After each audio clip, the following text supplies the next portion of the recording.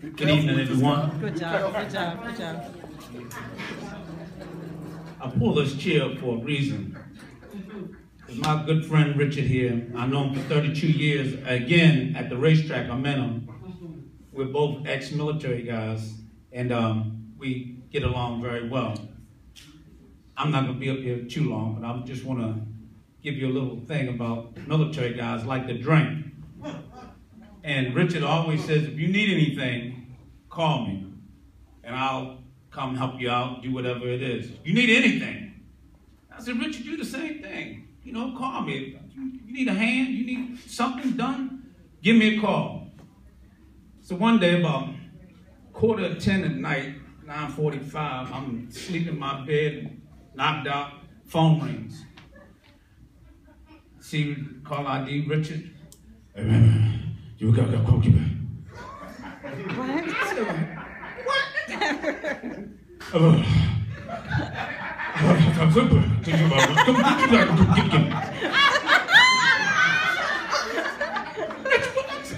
You talking about Richard? It's 10 o'clock, man.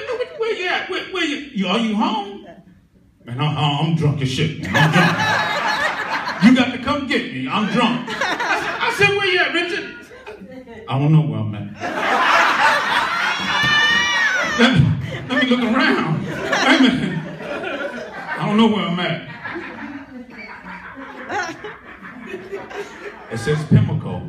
I'm at the track. I said, okay, Richard, don't go nowhere. Don't do nothing. So I speed over there, get over there. I said, Richard, come get in the car, man. Come get in the car. I can't move. I said, Richard, you have to get your big ass up. I can't lift you. I'm down here. I can't lift you. You got to crawl, something, roll over here, but you got to get in this car. I'm not going to drive that little yellow matchbook cab of yours anywhere. I put on a meter and charge you. So he gets in the car, sit down beside him. I said, you ready to go, Richard? He said, 1 minute. So I said, okay. I feel like I got to throw up. I said, not in my car, you're not going to throw up. He said, roll the window down. I said, fuck that, you open up the door. Leave me alone, man, leave me alone. I think I got to throw up. I said, open up the damn door. He said, okay, just give me a second.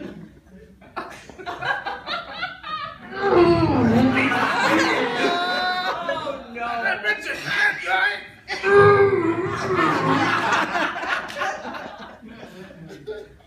Okay.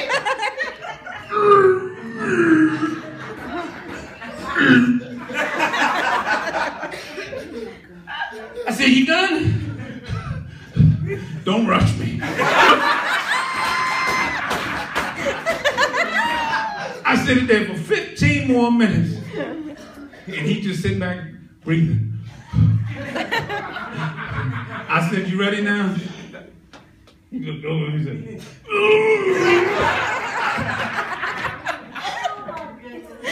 I said, damn, Rich. I said, all right, come on, man. We got to make it. Now the track's cleared out. All the cars are gone. We the only ones on the parking lot. I'm getting a little nervous. I said, Rich, you know, you see 2 guys in the parking lot.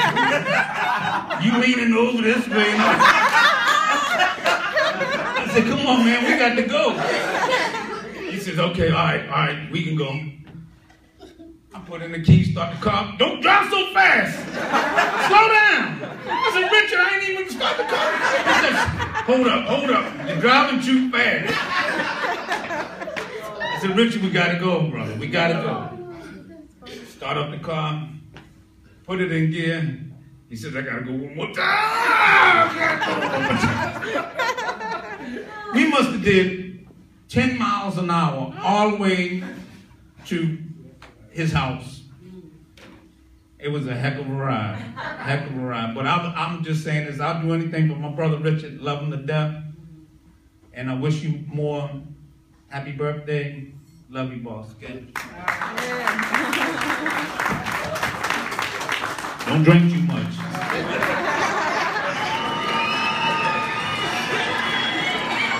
Anybody else? Jackie. You got Jackie, his wife. Come on. Come on, baby. You know you gotta end it. But before you end, do anybody else want to roast them? Before you come, do anybody else got a story they want to get? This is a roast. It ain't gotta be good. It ain't got. I see the bad stories make them be quiet. So anybody else got a story before Jackie comes? No? Oh shucks, man. He's a heck of a man then. 60 years. Woo. Well, watch him. You be careful. I'm not gonna say you. I have only good things to say. Okay. Finances off. Okay. You want to keep living like a queen? Don't sit up and smoke. 60 years. Well, first of all, I just want to say, well, this is the good thing. You want that new card? Watch yourself. I'm roasting you. You don't talk when the person roasts you. You let the person roast you. Okay. Be careful, though. You got the mic, baby. Just put it close to your mouth. Talk like. All right. Well, first of all, I just want to say that my husband has a good heart, and he has a good spirit at times. But I went through something last year. I was diagnosed. I don't want to, spoil the moment, but I just have to say this, just what he meant to me. I was diagnosed with breast cancer in December of 2013, excuse me. And I didn't, once I told him, I was home from work. I was getting ready to go to work, and they called me on the phone. The doctor did, and told me, that I had been had breast cancer. So immediately, I just kind of stood there a minute because I never had anybody ever do that. I said, well, they should have called me in the office or something. Don't tell me this and I'm getting ready to go to work. So I go downstairs and, I was crying and all. And he said, what's wrong? So I told him. So, he was definitely, he was really shocked. He didn't like that, what they did, as far as calling me on the telephone. He thought that was really ignorant of them to do that. But, they had their reasons, something about, if we had called you in the office and, you were driving and you went home, and if, you might do something drastic or have they try to say something about liability and all that, they'd rather tell you while you're in your home or something like that. But anyway, I had the first opinion. I mean, had the first opinion, then I went and had a second opinion. And I decided that I didn't want to do my treatment in Maryland. So I have been seeing the everybody's heard of the Cancer Treatment Centers of America. So they have different centers all over the world. So my insurance said that they would either pay for me to go to Atlanta or Chicago. Well, in mid-weather, in the winter, I didn't want to go to Chicago. So, because it's bad. I know we would never, we would never fly. We would be always having to stay over for a couple days or more because the weather is so bad there. So I pick Atlanta. Atlanta really doesn't have a winter. It gets cold there like it does everywhere else, but they don't have no snow. Every 4 years or something, they might experience a snowstorm, not like Maryland. So anyway, he said, is that what you want to do? So I said, yeah, that's where I want to go. So he said, I'm going to go, well, call him up, get everything organized and ready, and that's where we're going to go. Now, both of us, flying really doesn't bother me. I hadn't flown in a while, but I'm gonna tell you, since January up to now, my husband has flown back and forth to me. He would rearrange his schedule at work, and he has flown back and forth with me to Georgia. Every 2 weeks, I used to have to go to take chemo. He was there. When I had my surgery, he was there. And he doesn't really, now, he really don't like to fly. He just really came around and told me, he said, you know, I'm getting a little, this flying is just not for me. He said, I'm tired of this flying. You know, he said, but he went on every step. He didn't complain. He got up in that air. I would see him over there holding on to the back. When the plane go up, he was holding on to the back of the seat. I thought he was going to take the person's head off that was in front of him. He holding on real tight at the back of the seat when we went up.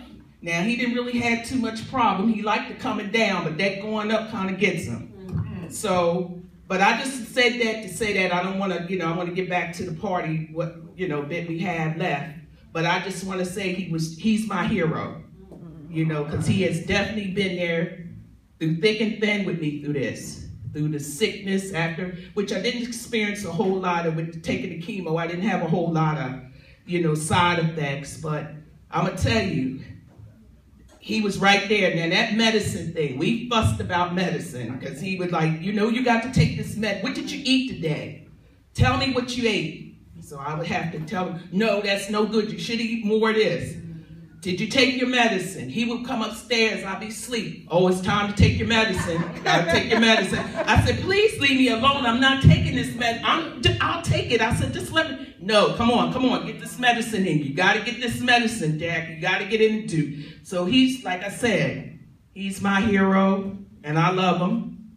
And I just want to make sure that you be here for, maybe you'll be here. We hope to be here for another 60 years. Ooh, that'll be a miracle, but miracles happen. We have to leave it up to God. God makes the decision on everything, you know. And I'm just want to let everybody know that I am now cancer-free. Okay? And it's nothing but God. God. And during my whole treatment, for my radiation treatment, to kind of soothe you, they ask you every day what music you want to hear. I had to take radiation treatments 5 days a week, every day. So I said, I want to hear, put gospel on. They said, what gospel you want to hear? I said, Every Praise by Hezekiah Walker. And I think I wore them up. When I had the radiologists, every day they knew what I wanted to play. I had them in there. They was in tune. They was putting me on the table. They was bouncing their heads up in the air and caring. But I just want to tell you, it's just God. It's just nothing but God. Okay? So I'm done.